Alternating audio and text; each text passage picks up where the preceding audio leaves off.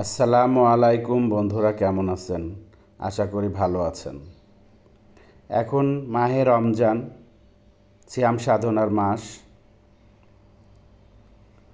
মাহে রমজান মাসে আমরা বেশি বেশি নামাজ পড়ব, রোজা করব, আল্লাহর কাছে মাপ চাব। আল্লাহ আমাদেরকে মাপ করবেন।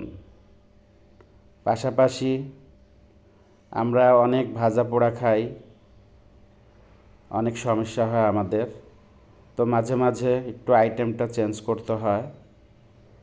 তো আমি আজকে আইটেম চেঞ্জ করেছি, চিকেন ফ্রাই আর ফ্রাইড রাইস করেছি।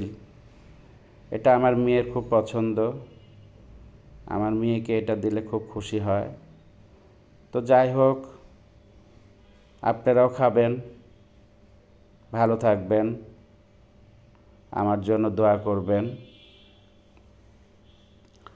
আসসালামু আলাইকুম।